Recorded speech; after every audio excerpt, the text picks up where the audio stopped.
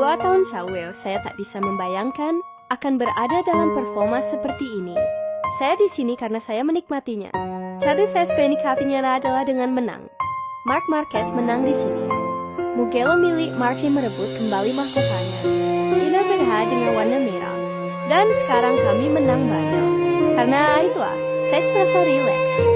Saya merasa sangat percaya diri. Tapi saya tahu karena saya punya pengalaman bahwa dari hari ke hari, seseorang bisa mengubah segalanya. Sungguh cara yang luar biasa untuk dinobatkan sebagai juara dunia MotoGP 2019. Anda hidup di era Marc Marquez. Akhirnya saya datang dari 4 kejuaraan berturut-turut, dan Anda merasa tak terkalahkan. Rasanya seperti tidak ada yang bisa terjadi. Oh, Marquez terjatuh. Oh, dia terjatuh lagi. Oh, itu kecelakaan besar. Kesalahan Alex tidak bisa kembali ke lanjut. Tapi kenapa aku bisa kembali? Maksudku, dengan kepercayaan diri ekstra yang kumiliki saat itu, aku merasa seperti tidak ada yang bisa terjadi.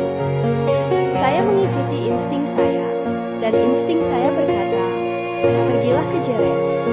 Itu yang saya lakukan. Insting saya dah hari ini berkata, naik motor.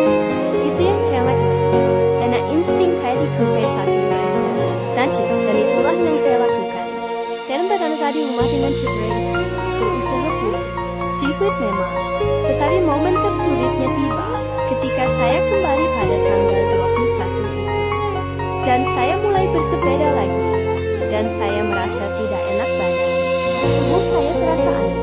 Saya tidak bersepeda dengan baik. Saya merasa lengan saya dengan cara yang aneh. Lalu dia kami semuanya dari maaf bahwa itu adalah strategi di chance. Karena saya bersikeras. Saya bilang, ini ada sesuatu. Maksud saya pound lengan saya setelah di posisi lain. Rasanya sakit sekali seharian. Dan itu momen tersulit. Rasanya seperti tidak ada motivasi untuk melanjutkan. Kemelih membangun seberis. Seperti yang sudah saya katakan tubuh dan mental saya. Bukan ini yang saya sedang berada di momen tersulit dalam karier saya.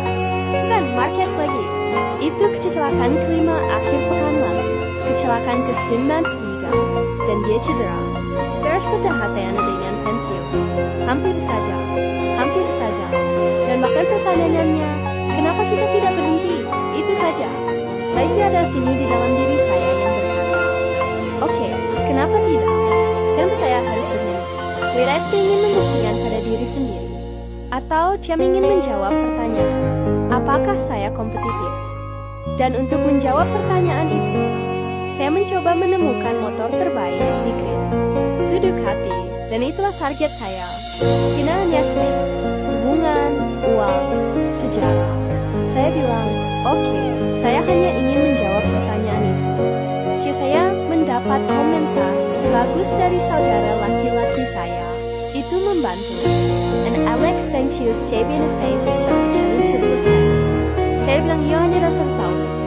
Mari kita lihat, apakah saya kompetitif? Jika tahun itu bersama Yusin, saya tidak kompetitif. Saya yakin karier saya akan berakhir. Hidup, Honda dan membalap gratis untuk tim yang sangat bagus, yaitu Gresini. Tapi membalap gratis, karena hanya untuk membuktikan berdiri di sini bahwa saya mampu kompetitif adalah tantangan yang sangat besar di mana saya mempertaruhkan banyak laut sawah. Satu comeback terhebat dalam sejarah Grand Prix terjadi di sini di Aragon, momen yang luar biasa bagi Marc Marquez. Membangun kepercayaan diri saya dan cara untuk menang lagi adalah sesuatu yang istimewa. Tetapi, segera setelah pindah ke pabrikan Ducati, dan tahun 2015 berada di tempat yang tepat untuk memperjuangkan kejuaraan, I was preparing my pre-season and the season with one target that was try to fight for the championship. Tapi, tentu main cari kami bertarungnya untuk kejuaraan adalah sesuatu yang tak bisa diprediksi siapapun. I sudah sembis mainkannya, Marc Marquez berbaju merah. Ini adalah kelas master tikungan bagi pebalap bernomor 93, memenangkan banyak balapan, memenangkan sirkuit yang biasanya sulit saya lalui. Itu sesuatu yang tak biasa dan sulit diulang. Tahun yang luar biasa. momen yang luar biasa bagi keluarga Marquez. Berdampingan, pertama dan kedua sekali lagi, di akhir Grand Prix di sini. Ini Mark dan Alex Marquez.